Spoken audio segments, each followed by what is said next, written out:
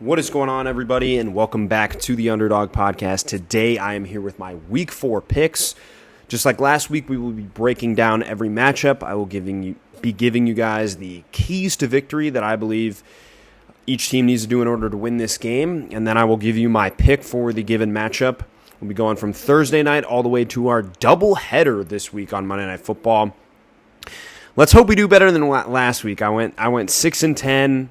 A couple of really bad breaks. Cough, cough, Rams. Cough, cough, Ravens. So hopefully we can do a little bit better than we did last week. But without further ado, let's get into it. Let's start with our Thursday night matchup tonight, which is going to be a really, really good game in my opinion. We have the Arizona Cardinals hosting the Seattle Seahawks. The Cardinals coming off of a last-second loss to the San Francisco 49ers. Brutal one for them last week, and losing James Conner also did not help. Starting with the Cardinals here, I think the keys for this game really is you have to get Marvin Harrison Jr. out of whatever funk that he's in order to win this game, because you can't win it without him. I mean, I like Trey Benson as, that a kind of replacement running back for James Conner, but I think this is a really big game for the Cardinals here, coming off of a loss in the division against the San Francisco 49ers. I really think they need to do that on offense, is get Marvin Harrison Jr. out of whatever funk he's in, get him involved in the offense, really, make their offense centric around him. And then I think defensively, you have to take advantage of the weakness that is the Seattle Seahawks O-line, and you have to get after Sam Darnold. And I think if you can really limit the touches that Jackson Smith and Jigba gets tonight, you're going to have a good opportunity. Looking at Seattle, who's coming off of a blowout victory at home against the New Orleans Saints, I think that the Seahawks' path to victory tonight relies on running the football. I think they had a really good complementary offense when they got Kenneth Walker going the last 2 weeks. Also mixing in Zach Charbonnet there, who's another capable running back. I do think that if you can play complementary football on the offensive side of things, I think you're going to win tonight. And as far as defensively, honestly, I think if you can just force Kyler Murray to get off of his spot and pressure him, I think he's going to eventually make a mistake. I think that has proven to be the case in the first couple weeks of the season. And honestly, I think that if you can make them a little bit more one-dimensional, I think they couldn't really run the ball against San Francisco, and they struggled to move the ball. They struggled to score points. I think that, you'll see a similar type of thing in this game from Arizona if Seattle is able to do that. This is a pick-em, essentially, I believe. This is a pick-em game here for this game. And in all honesty, as much as I want to pick the Cardinals, as big of a kind of Cardinals advocator as I've been over the last, I would say, probably 2 to 3 seasons, I have to objectively go with the Seattle Seahawks here. It really pains me to pick them, but I just think that at the end of the day, they've been playing the better football. They're going to come on the road here. They're going to get a tough victory against the Arizona Cardinals. Moving on to our next game at hand, we have our first international game of the year over in Dublin, Ireland. We have the Pittsburgh Steelers and the Minnesota Vikings. Starting off with the Pittsburgh Steelers, who came up with a big win on the road against the New England Patriots in a close matchup there. Don't really think they deserve to win that game, but that's maybe just me. I think the Steelers here, they got a little bit of their run game going last week with Jaylen Warren. I would like to see them continue to do that offensively here. I think especially with this really stout front from Minnesota, if you can run the ball as much as possible and really keep Rodgers out of harm's way by establishing a good run game, I think that you're going to have a good opportunity to move the ball against this Vikings defense. And defensively, I think it's the same thing that I said last week. I mean, you got to wake up. This defense is much better than what they've shown on paper, and although they only gave up 14 points last week against the Patriots, that wasn't from them not being able to move the football. They were able to move the football against the Pittsburgh Steelers. They just got in their own way and couldn't win the game. So I think those are the two big keys here, offensively, defensively, for the Pittsburgh Steelers.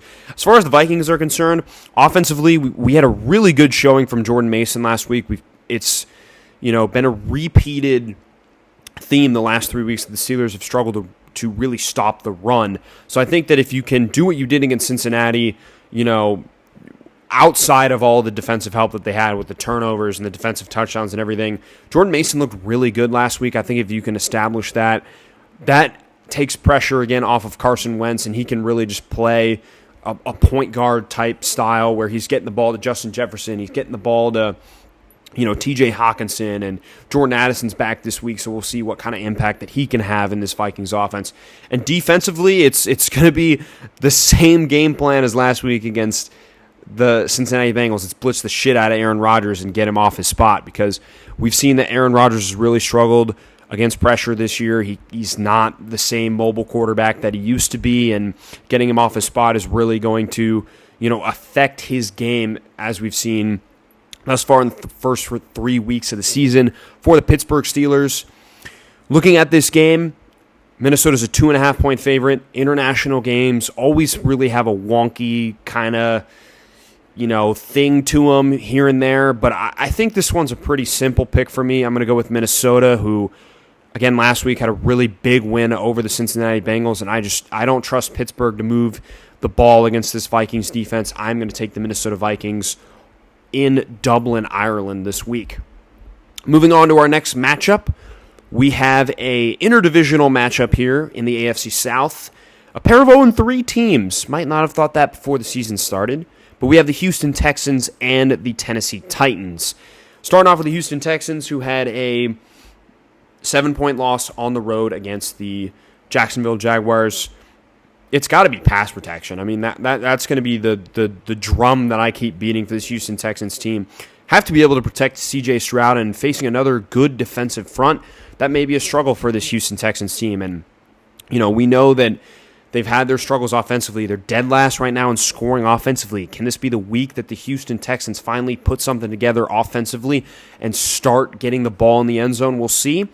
Defensively, I think it's, lean into Will Anderson and Danielle Hunter have both been off to a phenomenal start. Get after Cam Ward, make him uncomfortable. We saw last week that, early on, the Indianapolis Colts made him uncomfortable. He threw a pick six right out the gate. So I think that if you can get Cam Ward uncomfortable and really, make him feel that pass rush, it's going to be a long day at the office for the Tennessee Titans, and I like that for the Houston Texans.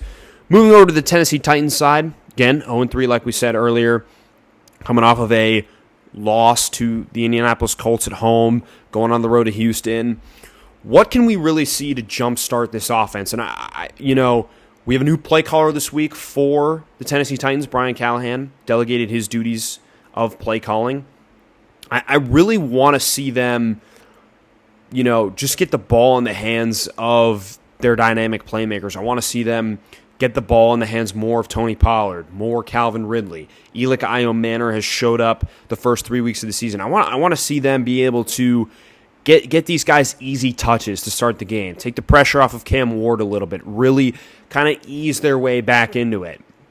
I think that's the best way that you can maybe jumpstart this offense a little bit, get them going, and we'll see if they are able to do that against a pretty good Texans defense this week. And then defensively, it's pass rush. I think that's how you're going to win this game, is really getting after C.J. Stroud, taking advantage of their young offensive line and, the weakness that it's been for them so far this season. I think that's the best way for the Titans to be able to get this win.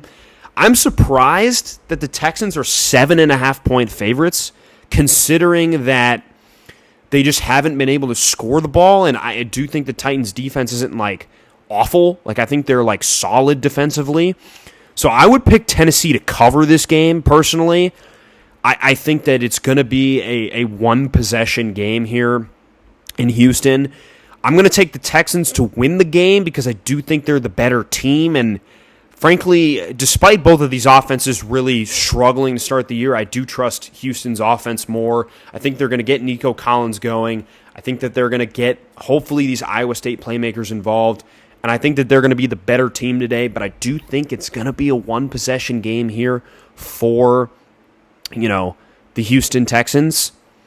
Those are my thoughts on that game. But I do think that this one's going to be closer than you would think.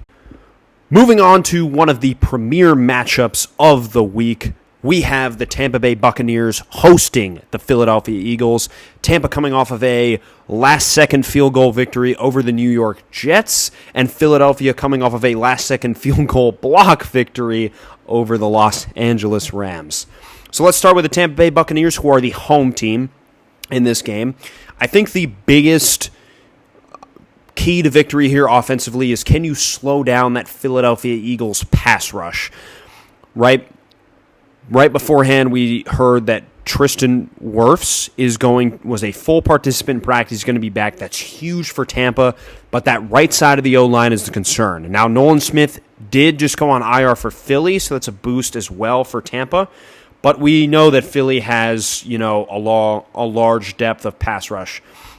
So without Cody Mauch, without Luke Goedeke, can that right side of the O-line hold up for Tampa Bay? That's the big key for me offensively for them.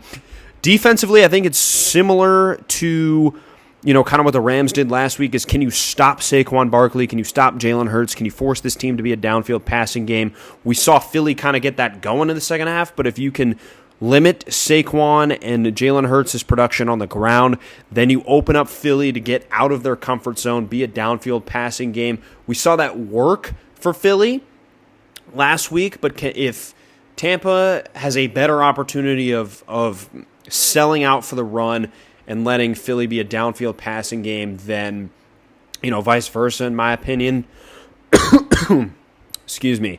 Moving on the other side of the coin to the Philadelphia Eagles, I think the biggest thing that I want to see from them is they showed that they could move the ball downfield with an A.J. Brown, with a Devontae Smith. Will they continue to incorporate that into their offense? I would like for them to do that. Will that happen or not? We'll see what the game plan is around Philly. I guess it just depends on how well they run the football. And then defensively, no Nolan Smith, but can you still attack the right side of the O-line of Tampa? I mentioned that Cody Mauch, done for the year. Luke Goedeke, currently on IR with designation to return. So I think that would be the big key for me for Philadelphia. Also, no Mike Evans. I'd like to see them be a little bit more aggressive in their coverage. We know the Fangio system, a little bit quarters, kind of, allows the offense to take what the defense gives them. I'd like to see them play a little bit more aggressive on the outside without a Mike Evans. Excuse me.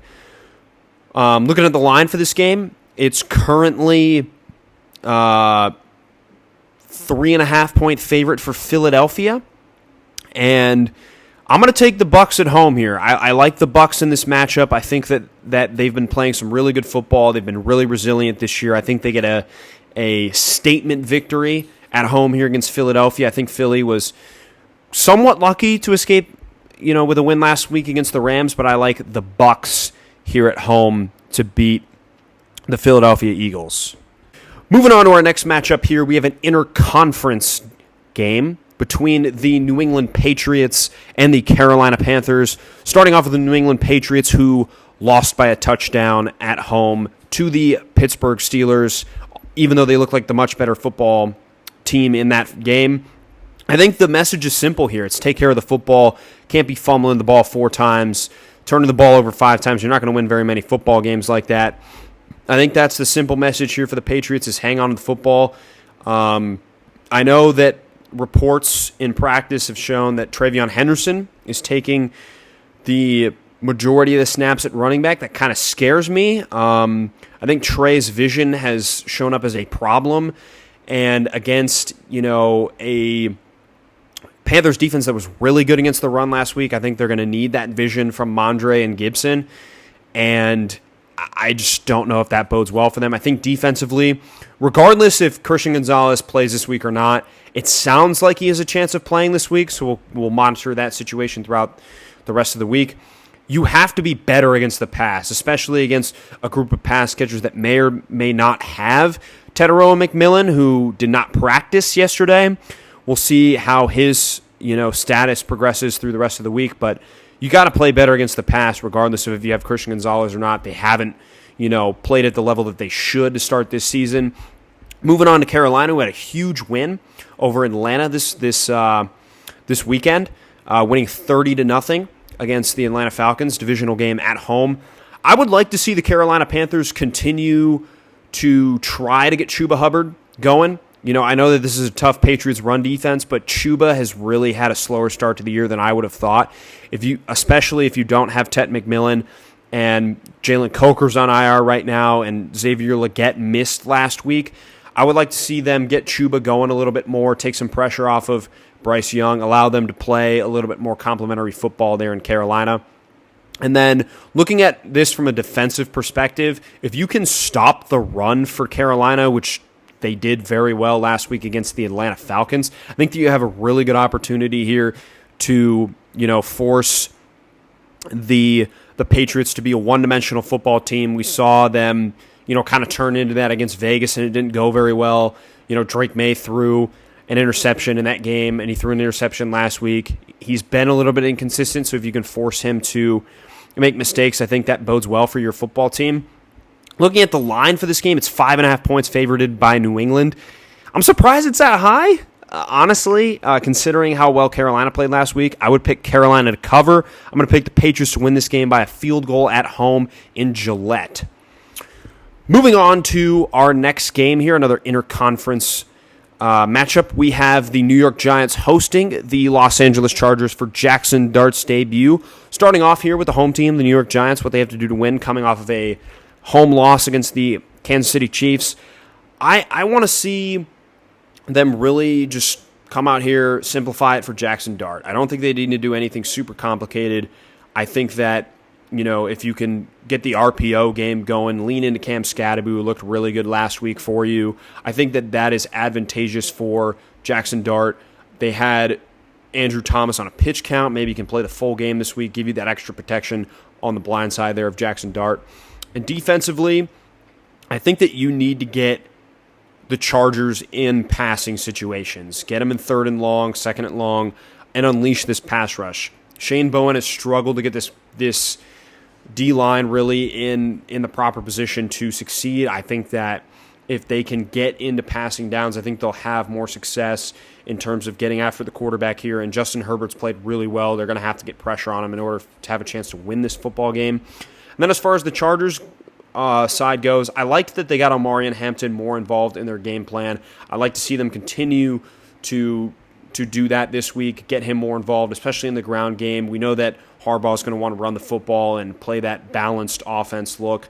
So I'd like to see them continue to do that. And then as far as defensively, it's get the rookie quarterback, Jackson Dart, get him uncomfortable, bring stunts, bring pressure, bring exotic looks, rotate coverages. I think Jesse Minter's, done a pretty good job of doing that, and he's a very good coach on the defensive side of the ball. I have no doubt in his abilities to make this game tough for Jackson Dart and the New York Giants offense. Chargers are currently favored by a touchdown on the road. I like them to win this game and cover. Just too many unpredictable things here for the Giants. We have no idea what their offense is going to look like. I like the Chargers taking this one by a touchdown plus on the road. Moving on to an NFC conference matchup, we have the Atlanta Falcons hosting the Washington Commanders. And as far as the Falcons were coming off a putrid loss to the Washington Commanders, I think for Michael Penix Jr., he said it best himself in the press conference that he had. I can't remember if that was today or yesterday, but he said just hit the open receiver when they're open. Don't overcomplicate it. Don't go through your reads too fast. If somebody's open, hit them. I think it's just, easy day at the office there for Michael Penix Jr. Don't make it too hard on him. Get open looks. Don't turn the ball over, that type of thing. And then defensively for Atlanta, I think if you can limit this run game, especially if Mariota's going to be the starting quarterback here for the Commanders, we don't know yet who's going to start. I think that's advantageous for them. If you stop the run, then put them in passing-only situations, whether or not it is a, Jaden Daniels who's still dealing with the knee sprain or Mariota. I think putting Washington in a pass-first offense helps Atlanta this week, especially potentially without Kroski, Merritt, and their top pass catcher, Terry McLaurin. And then looking at it from Washington's perspective, they got the run game going last week. I'd like to see them continue to do that. Between Kroski, Merritt, Chris Rodriguez, Jeremy McNichols broke off a big run. Marcus Mariota had a couple of big runs. I would like to see them continue to lean into that run game, especially if Mariota is your starting quarterback. And even if Jaden Daniels is, kind of easing him back in to it week 4 here. I think that is a good way to go about this offensive game plan. And then defensively, I think that the primary thing that Atlanta's going to want to do is running the ball. If you can contain Bijan Robinson, especially limiting his opportunities out in open space against, one-on-one with a safety or a linebacker, I think that is, going to help your football team win the game because Bijan is their best weapon on offense. And we saw that Michael Penix Jr. struggled a ton against Carolina with a defense that really doesn't change up their look a whole lot.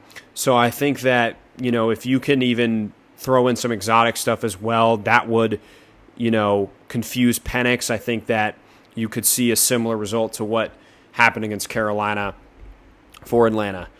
Currently, Washington, I believe, is a 1.5 favorite on the road. If I have that right, they are.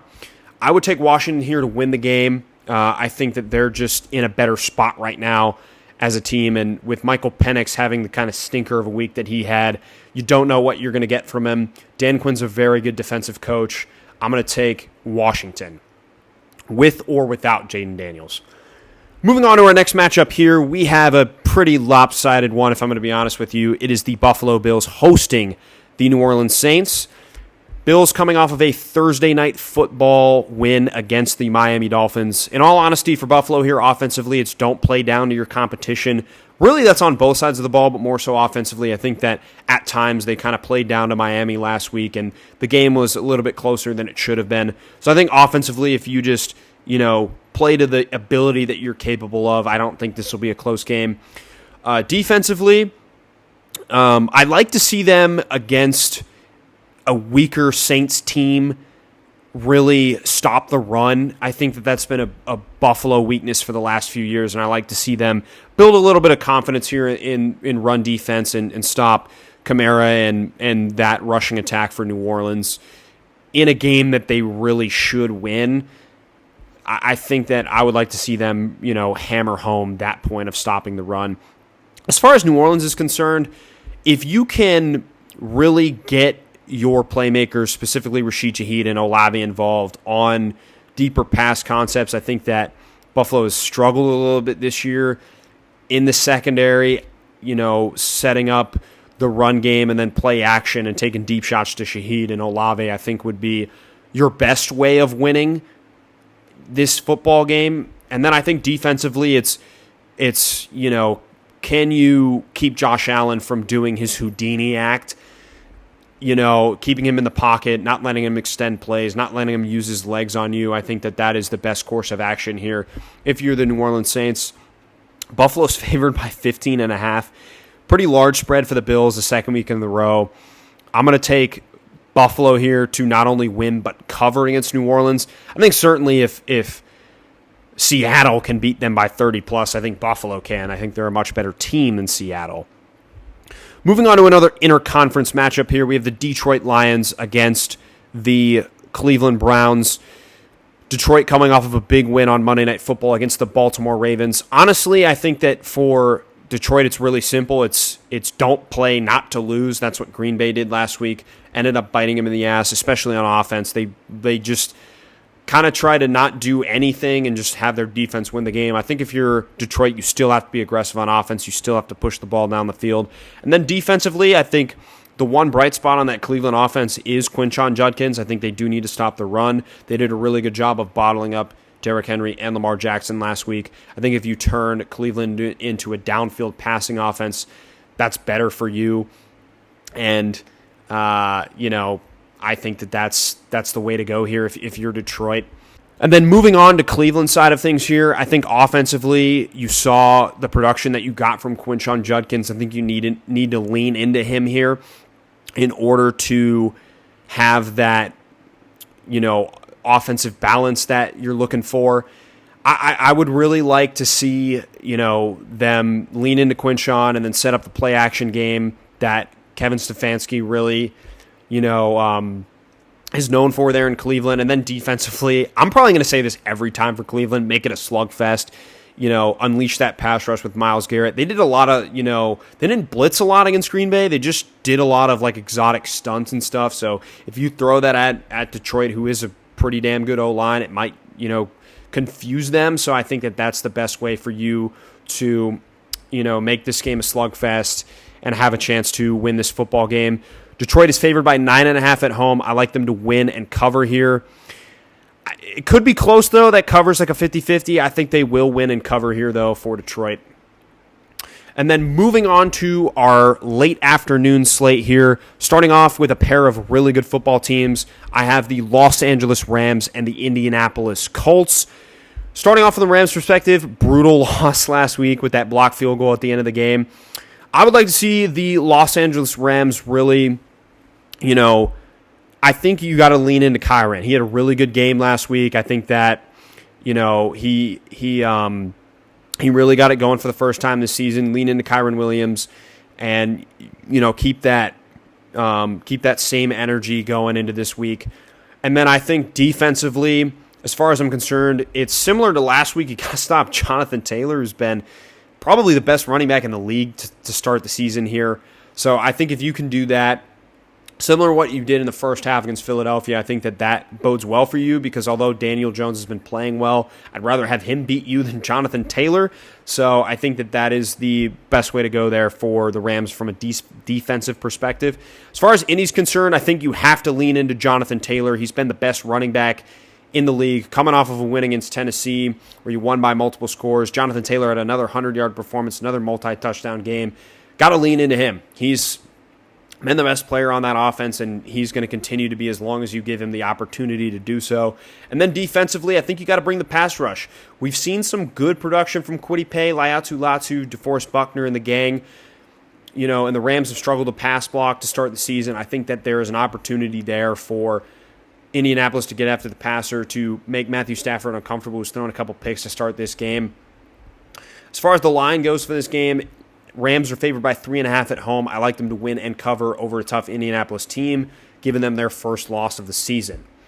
Moving on to our next matchup here, we have the San Francisco 49ers hosting the Jacksonville Jaguars. As far as San Francisco is concerned, coming off of a last-second field goal win against the Arizona Cardinals, I like for them to, with Brock Purdy back, kind of ease him in, lean into CMC a little bit more, who they've kind of ramped up as the season has been going here. I would like them to continue to ramp that up here for CMC, get him a little bit more production, especially in the receiving game. I feel like they haven't really gotten him involved there enough. And then defensively is, can they bring a pass rush here without Nick Bosa with the torn ACL? Got the news of earlier this week. I think that, if you can get pressure on Trevor Lawrence, who's been really inconsistent to start the year, and, they have had some chemistry issues with him, Brian Thomas Jr., and Travis Hunter. I think that would, cause Lawrence to make mistakes, and mistakes can lead to turnovers and getting you extra possessions if you're San Francisco. As far as Jacksonville is concerned, coming off of a slugfest win against the Houston Texans in a game where both teams didn't look great. I think if you're Jacksonville, you have to lean into Travis Etienne here, who's been probably your best player on offense. I think that if you can get him going, like you did in week one, that, bodes well for you, that you don't have to rely on T-Law as much in this game. And I think defensively, that, with Brock Purdy in there, you got to see how comfortable he is with the injury. I think you got to get after him early. You got to, pull up some exotic fronts, get the blitzes going. Josh Hines-Allen's had a really good year to start. Trayvon Walker's had a solid start too. So I think that if you can, bring the pass rush here against San Francisco, you're going to have some sort of success. San Francisco's a 3.5-point favorite at home. I like San Francisco here by a field goal. I like the Jags to cover in this one. Moving on to our next game here, we have the Las Vegas Raiders against the Chicago Bears. For Vegas, I think they need to play some complementary football. They've leaned heavily on Geno the first 3 weeks of the season. I think that you need to get Gentry involved here. I need to see some push from that offensive line up front, who has really struggled to, develop holes for Gentry, who has the juice. It's just they haven't really blocked for him. I hope that they can find some way to do that in this one. And then defensively, I think the Raiders have to bring a pass rush. I think, especially with Caleb to start the year early, he's missed some throws, and when he misses high. If you can bring that pressure with Max Crosby, with Tyree Wilson, Thomas Booker, the rest of the guys up front, force Caleb to maybe miss a little bit more throws than he has been. Force him to make a couple mistakes, high balls that are intercepted, get some extra possessions there for the Raiders. I think that you can steal a couple of possessions and, turn them into points and win this football game. As far as Chicago is concerned, offensively, can we bench DeAndre Swift, who's been just brutal for them to start the year? Would like to see Kyle Monangai get more touches, and if Roschon Johnson is healthy, add him into the offense here, get him some touches, kind of be that Thunder Lightning approach instead of Swift really being that guy. It is Kyle Monangai as your Lightning, and then Roschon Johnson as your Thunder purposes there. And then defensively here, I think it's simple. Just stop the run here. Continue to allow Las Vegas to just be a one-dimensional offense. They really haven't gotten the run game going. If they can stop them here, have them just be a pass-centric offense, I think that bodes well if you are Chicago. Really a pick-em game here, but Vegas is favored by 1.5 at home, which surprises me a little bit. I'm going to take Chicago to win this game on the road as underdogs. I think that they have shown the more consistent football play. And coming off of a big win last week against Dallas, I like them to beat Las Vegas here. Moving on to our last 4 p.m. window game here, we have the Baltimore Ravens going to Arrowhead and the Kansas City Chiefs. Starting with the Chiefs here, who are coming off of a Sunday Night Football victory against the New York Football Giants. I want to see Kansas City establish a more consistent passing game. I think that they haven't really showed that over the first 3 weeks of the season. Baltimore's secondary has really struggled here. I'd like to see them establish a consistent passing game. Hopefully Xavier Worthy is back to help them do that. And then defensively, I think the biggest thing whenever you're playing a Lamar team is to stop the run. Derrick Henry struggled the last 2 weeks. I like to see them take advantage of that. Play a lot more of Leo Chenal this week, especially in that Sam linebacker role. A little hybrid, edge linebacker role that he usually plays for the Steve Spagnuolo defense.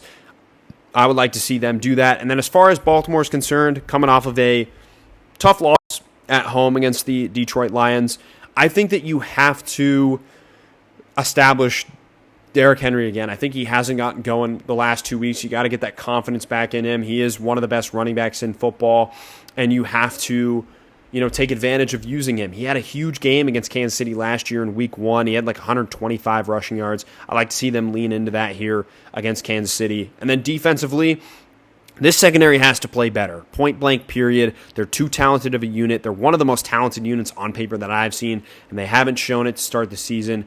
I would like Baltimore to really, play like a Raven in the secondary, so to speak. Play physical. Don't allow anything easy to Kansas City. Don't give them any breaks.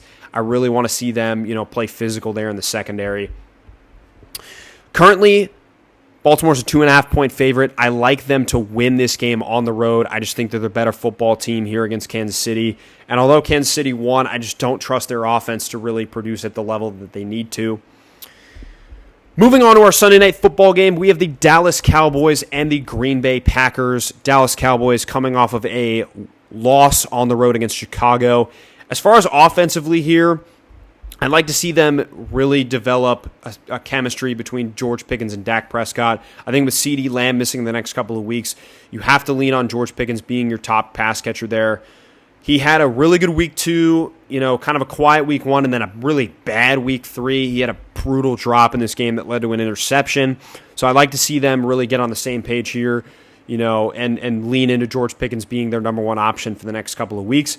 Defensively, it's can you show me anything here, man? I mean, Deron Bland and Trayvon Diggs should both be back this week. I think Diggs left the game early against Chicago, and Deron Bland didn't play. So I think that you really need to show something here defensively. They haven't looked good at all. Matt Eberflus has just been, kind of just not been great coaching-wise this year for Dallas. So I'd like to see them show anything, any sort of spark there defensively.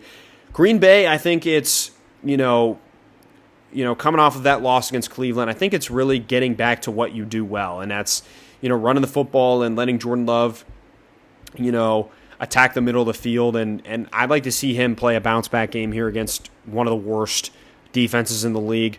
And then defensively, it's just do everything you can to unleash Micah Parsons. I think that he's going to have a coming-out party coming back to Dallas here, to show Jerry Jones why he should have made him the highest-paid defensive player in NFL history. I think, Jeff Hafley's done a really good job of doing that, and there should be no reason that you can't continue to do that here if you're Green Bay. Green Bay's favored by a touchdown on the road against Dallas. I like them to win that game on the road by a touchdown plus. Moving on to our first Monday night game here between the Miami Dolphins and New York Jets. What a brutal matchup, man. Miami coming off of the loss to Buffalo on Thursday Night Football, so they've had a very long time to prepare for this game. I'd like to see Mike McDaniel just do what he did last week. He called a really good game, got HN involved, got Weddle and Hill involved, made the game pretty easy for Tua. I'd like to see them just continue to build off what they did last week. And then defensively, I think it's especially if Justin Fields is playing, contain him in the pocket, let him beat you with your arm and not his legs. I think that's the biggest key for Miami, who's kind of struggled with a pass rush here. Let's see if they can bring it this week against the Jets O-line that is, down some of their starters. AVT's out for the year, so let's see if Miami can bring that here this week. And then with the Jets, if Justin Fields is playing, especially, I'd lean into that run game, get Breece Hall going, get Braylon Allen going, get Justin Fields going with his legs, because that's your key to success. That's where they had the most success offensively in Week 1 against Pittsburgh was, utilizing the run game, and they kind of struggled the last 2 weeks to repeat that success. So I'd like to see them kind of get back to that for them. And then as far as, the defense is concerned, I think they need to get pressure, When the Bills were able to get pressure on Tua, he was, really uncomfortable back there. He didn't make a lot of throws under pressure, and moving Tua off his spot is not the most mobile quarterback, I think, can lead to him, turning the ball over like we've seen him do each of the first 3 weeks of the season. So I think that would be the key for the Jets. Dolphins are currently a 2.5-point favorite. I like Miami here to win this game and cover, get their first win of the season here at home against the Jets on Monday Night Football. And moving on to our last game of the week, our second Monday Night Football game here, we have the Denver Broncos hosting the Cincinnati Bengals. Purely simple on offense here, I'd like to see Bo Nix play his best game of the season. He missed a lot of throws in that Chargers game that cost them dearly. Ended up losing this game because he couldn't hit on a couple of deep balls, and he missed a couple over the middle as well. I would like Nix to just play easy-going game, get him some easy completions early, get his confidence up, not have him try and do too much. I think that's part of the reason why he's missed a little bit of throws. He's just trying to do too much. And then defensively, it's take advantage of this terrible O-line that Cincinnati has. The blueprint was set by Minnesota last week. Get after Jake Browning, force him to make mistakes, force turnovers, and really get out of here with a W. I think that is a really easy game plan there for Denver defensively. Offensively for Cincinnati, I think it's really simple. It's don't do what you did last week. Get the ball out of Jake Browning's hands, quickly. You can't have him sitting back there for 3 or 4, 5 seconds against this really good Broncos pass rush. I think that would be my biggest game plan there for the Bengals. I would say to try and establish a run game, but they clearly just don't have, the horses up front in order to do that. And then defensively, I think Cincinnati, if you can get to Bo Nix, get some pressure on him. He hasn't looked great to start the season, especially under pressure. I think that if Trey Hendrickson can really get there, I think that would bode well for the Cincinnati Bengals to force Bo Nix into some turnovers or missed throws. Denver's favored by 7.5 here at home. I think that's a little bit higher than I would have expected, but I do like Denver to win and cover here because I think that the matchup bodes for them really, really well in this case. So I'm going to take the Broncos at home to beat the Cincinnati Bengals by more than 8 points. So that will conclude my Week 4 picks. Let me know what you guys think down in the comments below. And stay tuned for a quiz tomorrow. I will have that up, I promise. I had to work last Friday, and I kind of forgot about it. So I will have that up for you guys, I promise. And then tune into my Week 5 power rankings on Tuesday. But until then, enjoy the game tonight. Have a great day, everybody, and peace.